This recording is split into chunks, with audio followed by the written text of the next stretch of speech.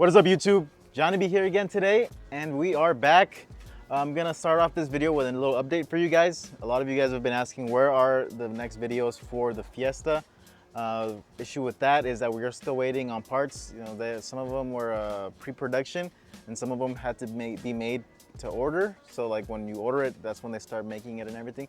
So that's why everything's just taking way longer than it should. It's probably been around 2 months since we ordered them, and hopefully, I think the intake should be here by the end of the month, and then we should probably get everything rolling. And as regards to the other thing, we don't know when it's going to be done, so we're going to have to improvise with something else to get better fueling. And for the FRS, the update on that is that I'm still waiting on the turbo kit. That's pretty much all I need. The engine is literally in, the built engine's in there, and just waiting on that. But so far, I've been doing, little things like that I could just mess with before the turbo kit comes in, just that way everything is like laid out perfectly how I want it, and just all get tuned at the same exact time. So yep, that's the update. And for this video, we're gonna have, this is kind of like a little special video. It's not really a build series or anything like that. This is just gonna be a one video thing, because we're probably gonna get it done in this video. We just got a 2010 Dodge Challenger RT. We got it this week, and this is not my build. This is actually a car that I'm going to be building for my dad, I guess you can say. All I'm really going to be doing is painting it. I'm going to insert a little clip right here of how the car looked before. When we first got it, the whole top of the car was faded, like the sun had just eaten the paint, the clear coat off of the top. There was some cracks on the side of the passenger side quarter panel that looked like they had repaired something before and it was just cracking, so I went ahead and fixed that. There was some other things going on with it, obviously, but the car itself has 92,000 miles, so it runs perfect. I took it on the freeway, hit it up to speed, and we'll just keep it at that. And it feels pretty good. It's not as fast as I thought for having close to 400 horses and exactly 400 torque, but it's still a fun car. Obviously, it is a bit heavier than my FRS, so that's probably why I don't feel that power kind of kicking in, because that 400 horsepower, the FRS is just crazy. And this car is still like very tame and civilized. So right now, what you guys are gonna be seeing is the car in its pre-paint stage. So as you can see, I'm a bit dirty. I've been sanding away, primering, and getting just everything, like a little details fixed. So let me show you guys first how the car looks. So here's one of the sections that I needed to repair. It looks like they had bumped into something and it actually cracked the paint and bent the bumper a little bit. So I went ahead and heated it up. I put some glaze on it, primered it, got it all to be nice and smooth. And then as well, under here, there was holes from like a plate or something. And in Arizona, we don't need plate holes, so I went ahead and deleted those. That way when I paint it, it'll still look really good. And then if we go down to the side over here on the fender, there was just like a slight little dent in this area that I just didn't want to, be able to see later on after we were done painting it. So I went ahead and covered that up as well. And then as far as this door was perfect. This quarter panel was perfect. There was a little imperfection up here on the roof next to the sunroof, so I went ahead and fixed that as well. Rest of it looks perfectly fine. This fuel door actually looks kind of cool. It's like an old school. And then we come around to the back. I'm about to cover the lights up, get it prepped for paint, but I actually removed the little ducktail that this has here. I'm gonna paint that separately. And then if we look down here, it has some square exhaust tips. Don't really like them too much, but it does have a full exhaust. Might change them up later. The car sounds awesome though when you're stepping on it. Then if you come look to this side, this is the side that I was telling you guys that looked like it had been repaired before. And there was just some cracking from whatever job that they had done before. So I went ahead and cut into the cracks, opened them up. I went ahead and filled them up again with some glaze, primered it as well. And now this quarter panel is perfect. So that was just one of the main things. Reason why we got the car for a really good deal. And then this door was perfectly fine, and this fender looks fine. So the car itself overall wasn't that bad.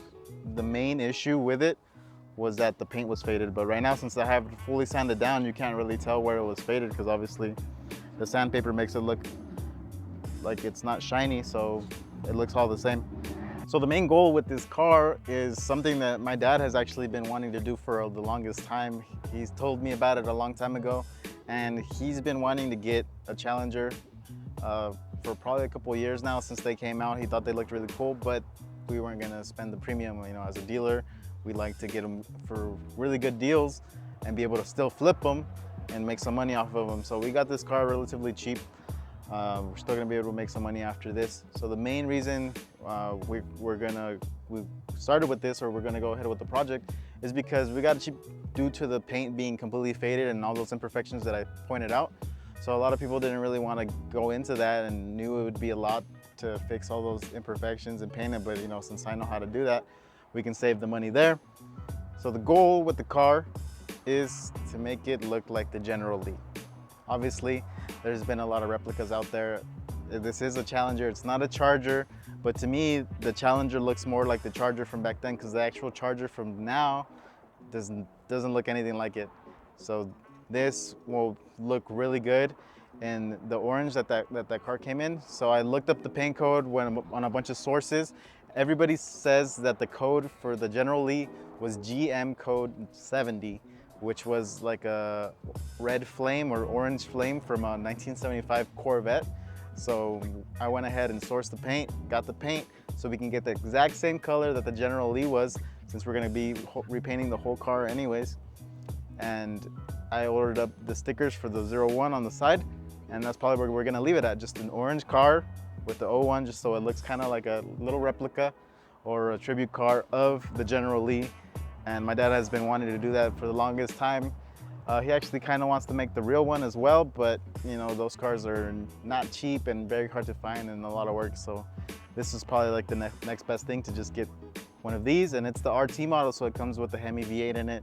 The car is relatively quick, not as fast as I thought it would be, but it still pulls pretty hard. Obviously, with all that torque, it feels good. So for him, I think this car is gonna be a fun little toy to have for a little while until he decides to sell it. So I wanna go ahead and leave the car looking nice, fix all the imperfections, and make it look like the General Lee in a sense. So I have about 1 week to get this project done. I just ordered the stickers, so those will probably be in later, but the first goal is to actually just get the car painted and fix all the details that it had. So those are fixed, now just to paint it. So let's continue on to that. So here we are with the Challenger, got it all wrapped up. Everything that I don't want to be painted out of the way,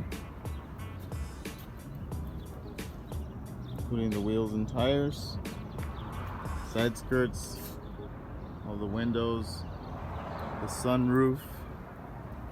This quarter panel's looking good, nice and smooth.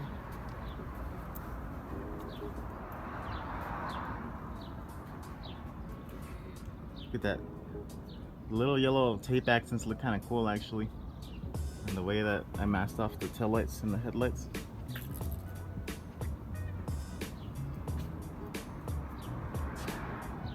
So now I just have to go ahead and wipe off the surface one last time, make sure there's no contaminants on the surface, and then I can go ahead and start painting. So let's get started on that.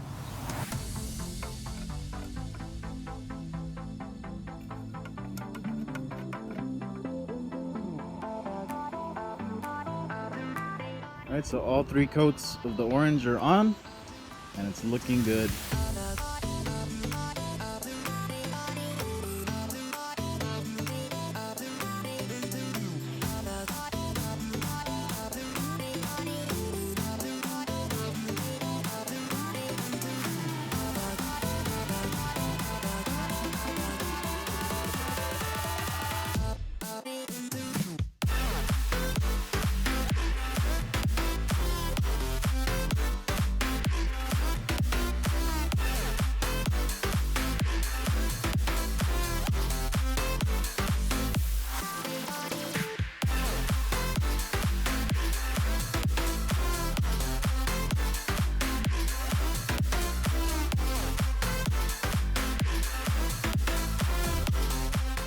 So there it is. Now on to the next step.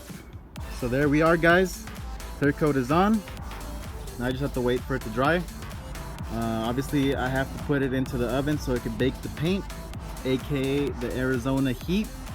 It's super hot outside right now. In person, the orange looks a bit brighter than on camera, but it's looking good.